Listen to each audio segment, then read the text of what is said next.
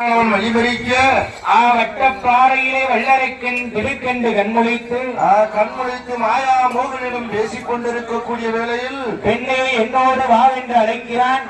இவளோடு நாம் வர வேண்டுமே, ஆனால் எனக்கு சில சத்தியங்கள் செய்ய வேண்டும் என்று மாயா மோகனி சொன்ன போது அப்போது வல்லரைக்கனாகப்பட்டவன் கம்பாநதி கரையிலே இறங்கி குளித்தீராடி முங்கினான் முழுகினான் முழுவு கூட நனையாமல், அதாவது கம்பாநதி கரையிலே இறங்கி குளித்து நீராடி மூன்று விரலாலே திருநீரை தொட்டு பெண்ணை உன்னை பார்க்க கண்ணால் இனிமையை எந்த பெண்ணையும் ஏறெட்டு பார்க்க மாட்டேன் இது சத்தியம் இந்த அரக்கனுடைய சிரசி நோக்கி தடுக்கிற போது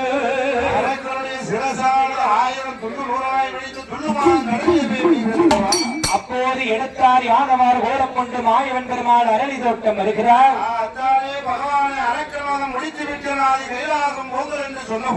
இறப்பாய் விரப்பித்த மாயோனை அரக்கனை எப்படி கொன்றீர்?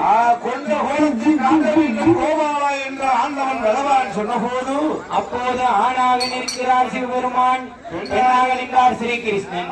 என் பெருமான் பெண்ணாகவும் ஆண்டவன் பகவான் ஆணாகவும் எதிரெதிரே நிற்கிற போது ஆவிசேத்தை கெட்டினாராளின் ஆதரவுடைய வெந்த நாளமானது பூமியில் இருந்தால் பூமி தாங்காது என்று என் பெருமான் திருக்கரத்தால் ஏந்தி இரண்டு கரத்தினால் ஏந்தி உருவடைக்கிறார் ஒரு குழந்தையாகவே.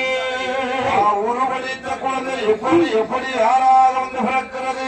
அதில் யாரு வந்து தோன்றுகிறார்? யாரையா வந்து பிறக்கிறார்? அரிக்கும் அரணுக்கும் நடுவே வந்து தித்த அரிகரிபத்திரன் கர்மஞான சாஸ்தா வந்து பிறக்க போகிறார். அரிகரி பையரை புத்திரனார்